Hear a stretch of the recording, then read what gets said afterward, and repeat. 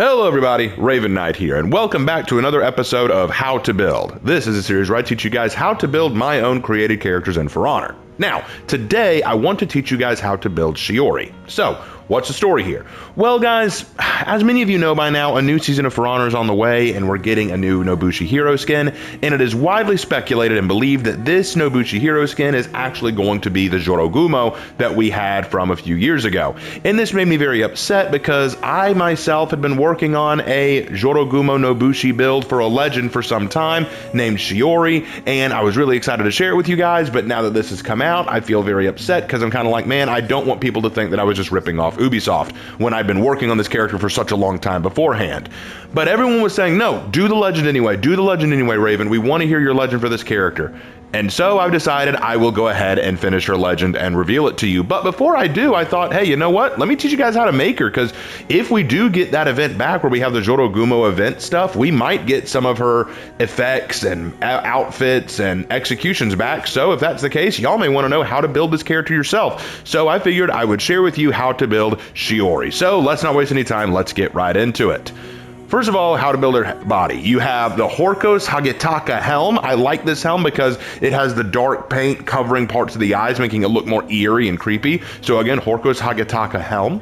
You want the Hokinin chest and the Hokinin arms. This gives a very clean, shining look, which makes it look very prestige, but also a little illusionary. For the weapon, I went with Deadly Garden Blade, Raven Kusanami Shaft, and Tsukahiro Guard. I'll go through that again.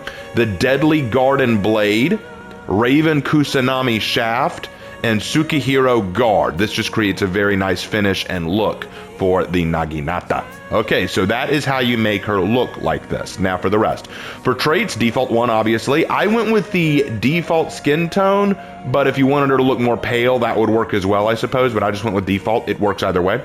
For chest and back, you want the Heretic Believer 3 paint pattern, which you get from the Year 7 Season 1 Battle Pass. You want the Heretic Believer 3 because it looks like very intricate spider webs. And I thought that would look really, really cool here. So you want the Heretic Believer 3, no symbol, embossing. I went with the Avant-Garde Spider because that'll put a spider right in the middle of her belly guard. So I figured that would work really well. You get that from the Year 4 Season 4 Battle Pass, so you should have that, okay? For the ornament, I went with the Battle Cat. I thought that these look like a pair of spider pincers. That's why I went with that. They look like a pair of spider pincers or fangs. Now, technically, if you played the Jorogumo event last year, or well, not last year, but the last time it was out, you may have access to a spider look kind of like this. And that can work too, but for me, I just like the pincer look here a little bit more. All right, for the head. You want the Prince of Persia paint pattern, the Darkness Within from the Prince of Persia Mythic outfit. So if you did not get this, I am terribly sorry. There are other options. You could go with the Multifaceted Mirage 2. You could go with, there's another one that I like. Here it is. You could go with the Summer Claws 3. You could go with the Reign of the Spider 1 if you have that outfit, which you'll probably want for this build. You could go with Well Treated 1. The point is, with the paint pattern you're going to be using, it doesn't make a great big deal of difference, but I use the Darkness Within 1. Okay, for the face, nothing. Just keep the face as is. For the material, I went with tar. The tar is going to give that black shining finish, which I think is going to look really, really fine on this. For the right shoulder, nothing. For the left shoulder, nothing. We're gonna keep those bare. Now for the color pattern, ready? You want black ice, which you get from the Ice Brawlers event during the Frostwind Knights event. You need black ice because what that's going to give you is a very nice white and black look that looks very much like an ethereal spider, which I was really trying to go for, like almost like a ghost spider, which is the idea. So black ice is your best bet, okay? All right, now for the rest. For feats, I go with body count because she's a Jorogumo. She is a monster who feeds on other people's lives. She's good at replenishing herself by killing others.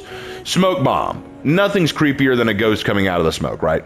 Longbow. Honestly, this was a toss-up. I was torn between longbow or sharpened blade. The sharpened blade could be like her venom, or the longbow could be like just a distance shot, and I went with distance shot, but if you went with sharpened blade, that would work really well too. And then Fire Trap, because spiders are all about traps. I didn't think Stalwart Banner or Arrow Storm worked as well as just a simple trap, because spiders live for traps. For executions, okay, fair warning, you probably will not have all of these if you didn't get the effects during the event. But if the event comes back, maybe these will come back too, which gives you the chance to get them. So, I went with Feudal Footrest, because it really is just a good execution. Shiori Avenger.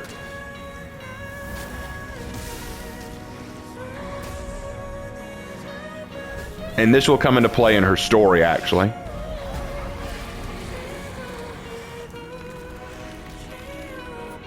The Spider's Thrall.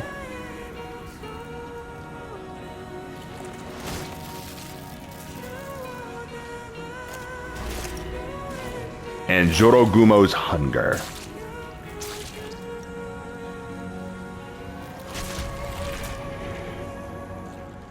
Now, as you probably noticed, 3 of these are limited time event executions, which you may not have.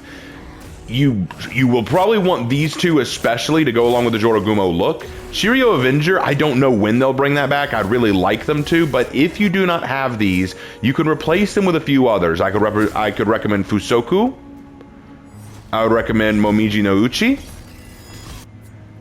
And I would also recommend Momiji's Efficiency. All of these would be good if you just want default Nobushi executions. However, if you have, there's another one that you might want to get. One second. You also may want to get, oh, Give Us a Smile is also a good one. But you may also want, scroll down to it. Here it is. Nope, that's not it. Sorry, here it is. Horkos Pharmakos, because this is one that you should have gotten from one of the events where you dump poison in the dude's face and they die. You could argue that's Jorogumo's poison that they're using. So that would be a good one for free that you should get if you got the battle pass. So that's a good alternative. For emotes, I went with Spider Spew and the Icefall Throne. And I like the Icefall Throne because it looks like she could be sitting on condensed webbing, like she's just the queen of her webbing. I like that. For combat, I went with you, and I bow to you. I thought all those worked very well. For signature, I went with Onabu Geisha. And again, that ties into her story because she is a warrior. Y'all may remember that my previous Jorogumo build, Ryu, I didn't focus in as much on her warrior nature as I did on her relationship to the other character in the story. This time we are going to lean a bit more into the warrior side, so you will see more of that.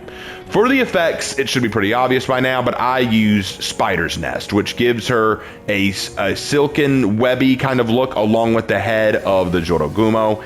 It is almost imperative that you give her this, but again, I recognize that many of you may not have this because it came from the exclusive web of the Jorogumo outfit. However, if my theory about the new hero skin is correct and what that means is coming for this Halloween, that event may be coming back, which means you have the opportunity to get that outfit again. So please do not sleep on this. The reason I'm making this video so soon is because if they do bring it back, as I suspect they will, you'll want to grab all that stuff to build Shiori yourself. So hey, definitely try to grab that if you can, but that is how you build Shiori. What do you guys think? Are you guys going to try to build it yourself once you get the chance? Do any of you guys already have some of these executions and effects for Nobushi that you're willing to use on her? Let me know down in the comment section below if you even like this build and if you're excited for her story, and I will see you guys in my next video.